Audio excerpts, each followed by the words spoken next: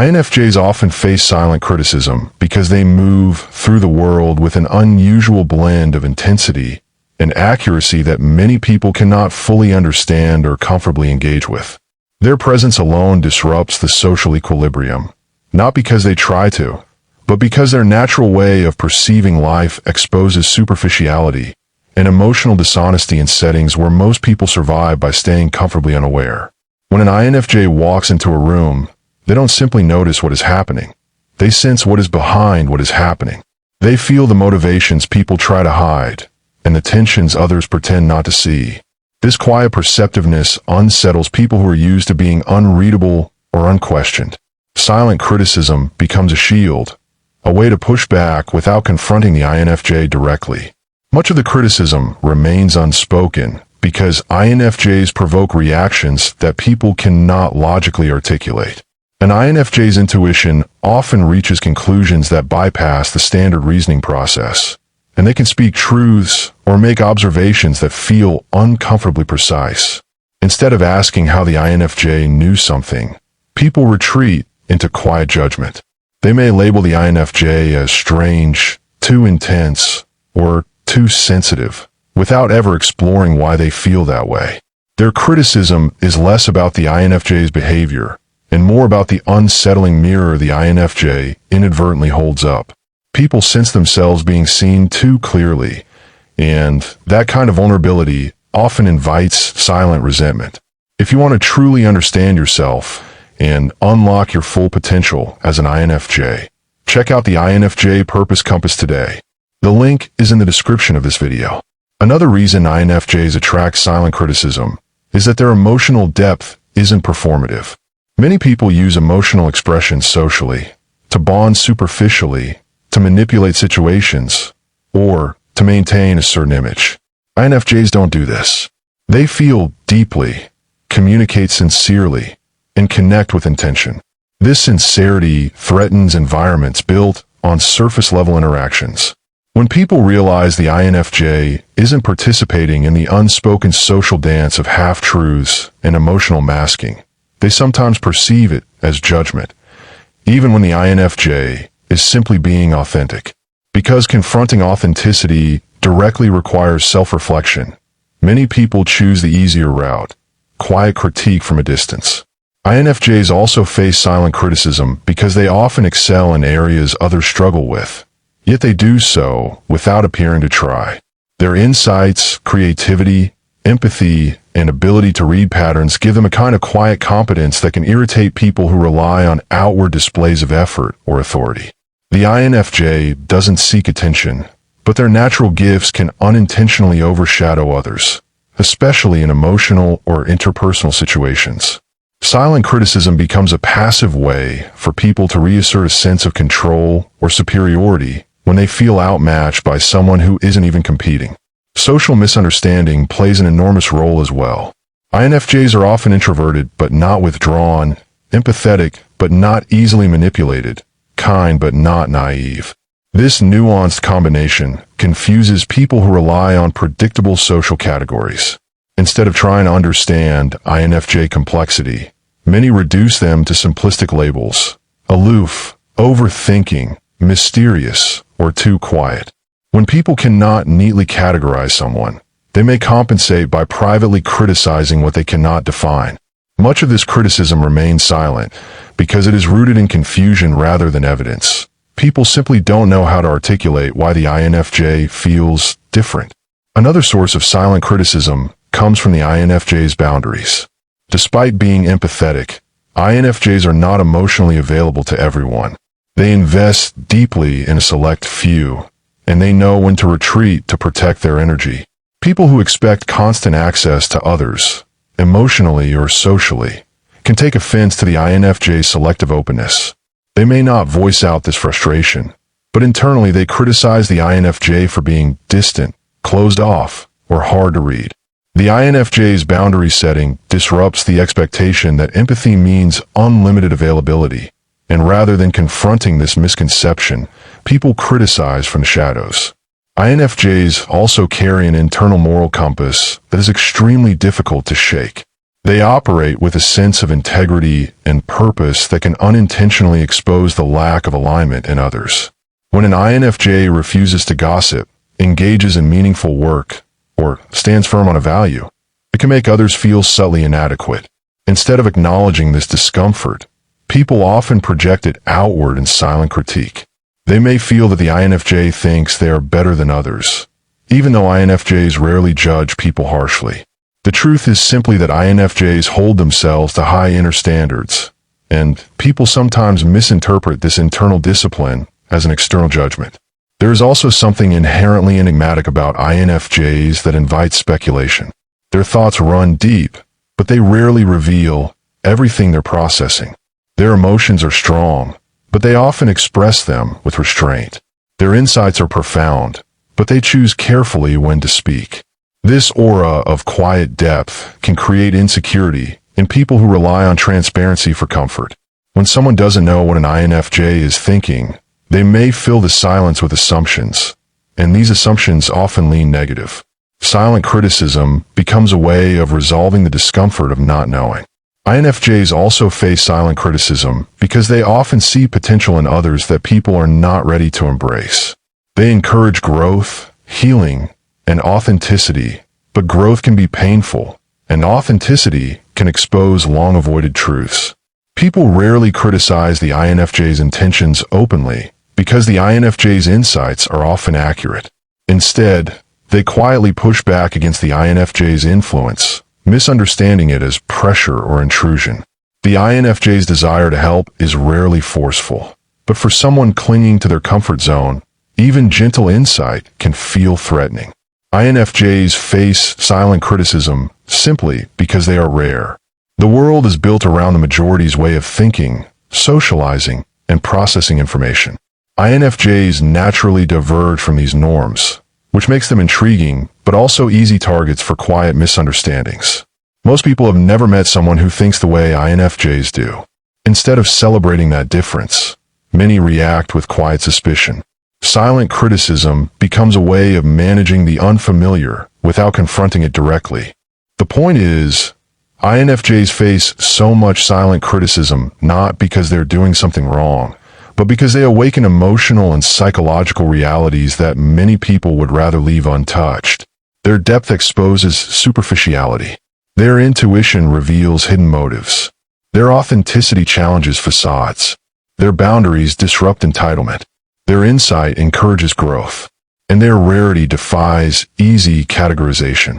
Silent criticism is less a reflection of the INFJ's flaws and more a testament to the profound impact their presence has on the human psyche. Another layer to the silent criticism INFJs face comes from the emotional contrast they create without even trying. Many people move through life with emotional noise, reacting quickly, defending themselves impulsively, or expressing feelings before fully understanding them. INFJs, however, tend to process emotion internally, quietly, and deeply. Their calm responses can make others feel exposed in their emotional impulsiveness. Instead of recognizing this contrast as a difference in temperament, some interpret the INFJ's calm as emotional superiority. Because they cannot accuse the INFJ of doing anything outwardly wrong, the criticism remains silent, lingering in the mind of those who feel subtly out of balance around them. This silent reaction is amplified by the INFJ's strange ability to remain composed during conflict. Even when confronted, they prefer reflection to escalation, clarity to chaos, resolution to dominance. This approach disarms people who rely on aggression, manipulation, or emotional volatility to control situations. When their usual strategies fail to provoke a reaction, frustration builds beneath the surface. Since they cannot logically attack someone who stays respectful and thoughtful, the criticism moves underground, becoming something felt but never spoken. INFJs also challenge the social scripts people unconsciously depend on. In many environments, individuals expect predictable exchanges, small talk, platitudes, rehearsed politeness. INFJs navigate these interactions with a deeper intention, often steering conversations into meaning rather than routine. This shift can feel jarring to people who rely on superficial conversation as a social buffer. Instead of adapting, they sometimes quietly critique the INFJ for being too deep, too intense, or out of sync, even though the INFJ's true aim is connection rather than disruption. There is also the issue of emotional resonance. INFJs absorb the unspoken emotional states of those around them, often reflecting back what others do not want acknowledged. They may express concern, offer insight, or subtly mirror what they sense, and this can make people feel seen in ways they are not prepared for. When someone is confronted with their own unprocessed feelings through the INFJ's empathetic perception, discomfort turns inward. This discomfort often morphs into silent criticism, because accepting the INFJ's accuracy would require confronting buried emotional truths. Another source of silent critique surfaces when INFJs withdraw to recharge. Their need for solitude, though essential, is frequently misunderstood. People who are accustomed to constant social interaction interpret the INFJ's retreat as rejection or disinterest. Instead of asking for clarification, they judge quietly from afar. They may think the INFJ is pulling away or too private, unaware that this solitude is what preserves the INFJ's capacity for emotional connection. The criticism stays quiet because even the critic senses it has no rational grounding. Social environments built on competition further amplify this challenge. INFJs are rarely competitive in the traditional sense. They seek depth, meaning, and harmony rather than dominance or victory. But their natural ability to excel in understanding people, generating ideas, or creating impactful solutions can threaten individuals who rely on competition to validate their worth. Because the INFJ does not play the competitive game, direct confrontation feels inappropriate. So the criticism becomes silent, whispered in thoughts rather than voiced aloud. There's also the INFJ's ability to maintain emotional integrity even under pressure. Many people compromise themselves to fit in, laughing at jokes they dislike, agreeing with opinions they don't hold, following dynamics that feel wrong. INFJs struggle to do this. Their inner values guide them, even when conformity would be easier. Witnessing someone who refuses to betray their inner compass can make others question their own compromises. That internal discomfort often becomes quiet resentment, directed at the INFJ for simply being consistent. INFJs unintentionally evoke a subtle fear. People sense that INFJs remember words, patterns, and emotional details long after others have forgotten. This memory is not weaponized. It is simply part of how the INFJ mind organizes the world. But individuals who hope their contradictions, inconsistencies, or past behaviors will be overlooked sometimes feel uneasy around someone who notices more than they admit. Instead of addressing that unease openly, they retreat in a silent judgment, convincing themselves the INFJ is too observant or too analytical. On a deeper psychological level, INFJs often embody qualities that others long for but struggle to express. Intuition, compassion, insight, creativity, emotional courage. Witnessing these qualities in someone else can evoke admiration mixed with envy.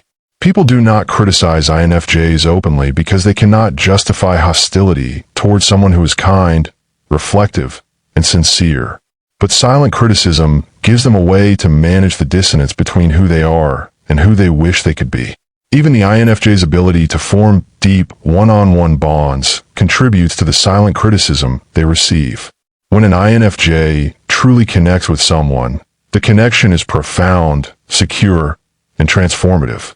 People around them notice this depth and sometimes feel excluded or comparatively insignificant. Again, the INFJ is not intentionally creating this dynamic. Their bond simply reflects their natural emotional intensity. But those who feel overlooked may harbor quiet criticism, convinced the INFJ is selective or choosy, not realizing that depth requires intentionality. INFJs also face silent criticism because of the way they unintentionally disrupt unspoken hierarchies.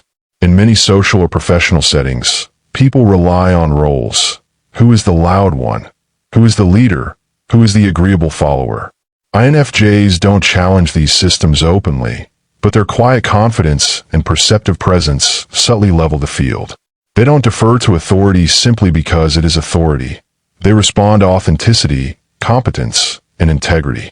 This soft defiance threatens those who depend on status rather than substance. Since confronting the INFJ would expose their own insecurity, they resort to quiet disapproval, nursing a silent critique that grows each time the INFJ refuses to validate the hierarchy they cling to. This blends naturally into another reason INFJs receive silent criticism: their ability to maintain inner independence, even in group environments. Most people subconsciously adjust themselves to match collective energy, opinions, and expectations. INFJs do not lose themselves in the crowd. They remain tethered to their inner world, their intuition, and their sense of truth, even when surrounded by opposing influences. This self-possession makes others feel strangely powerless, as though their attempts to sway, impress, or intimidate the INFJ simply fail to land. Instead of acknowledging the INFJ's emotional strength, they criticize quietly, telling themselves the INFJ is detached or too self-contained, when in reality, they are witnessing a rare kind of inner freedom they cannot yet understand. The point is, INFJs face silent criticism because their very existence nudges others towards self-awareness, authenticity, and emotional honesty, areas many people avoid. The criticism is rarely about the INFJ. It is about the unspoken shadows that rise to the surface in their presence, the uncomfortable truths people sense but cannot articulate.